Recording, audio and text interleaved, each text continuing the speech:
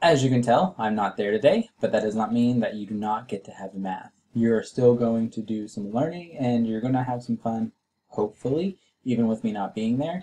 So what you should have done is gone to today's must-dos by going to our Canvas homepage. And then once you get to our whole group expectations, be sure to read over these, make sure you understand what you're supposed to be doing during this time, especially with the substitute being there. Give her the same respect as if you would me. So click on through our learning expectations and come to this week's module, which is the Numbers Base 10 review. And if you scroll on down to Friday, it's going to kind of give you an overview of the things that you should be doing today during your math class. The first thing that you see is Friday's learning expectations, which is this video kind of showing you what you're going to be doing today. After you watch the video, it will unlock your bell ringer, which is simply for you to work on extra math as usual. After the extra math, it's going to bring on or allow you to look at some notes over greatest common factors and multiples.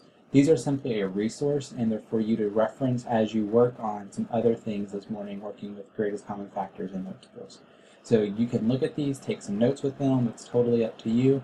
I would save them to your computer, maybe in a math folder if you have that on your desktop.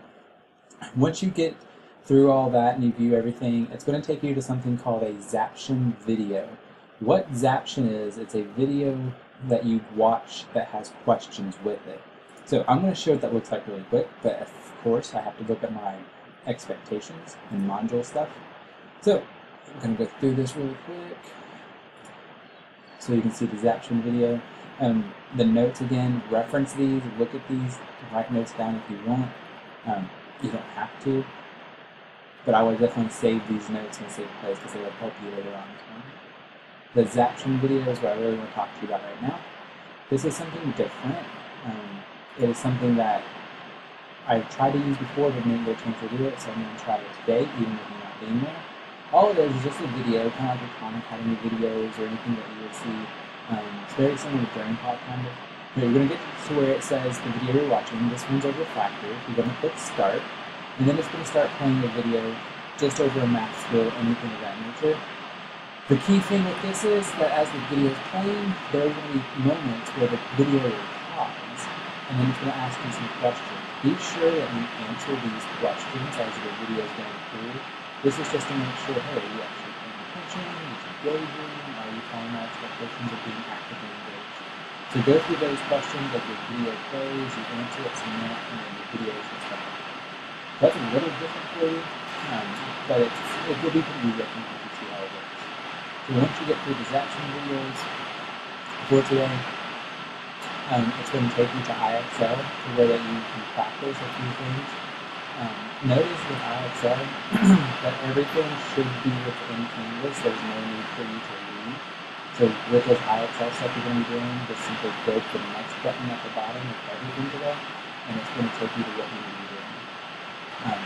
There's no need to get off task today.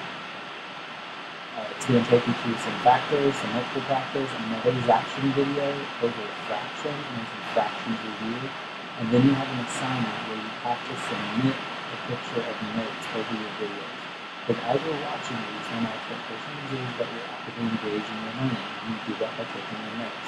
So set your notes up today and take notes over greatest common factor, multiples, and even over fractions. Now, once you finish that, that's what you're doing in whole group. That should take you about 25, 30, even 35 minutes total if you're on task and going through it like you should be. You're going to be meeting in small groups as normal. And when you get back in small groups and you're not meeting at the teacher table, you're going to be working on some other independent assignments. One of those would be a small person would be working on your small group learning expectations. And then you're going to reflect on yesterday's test by answering some questions and developing an action plan. You will see a video for that when you get to that assignment.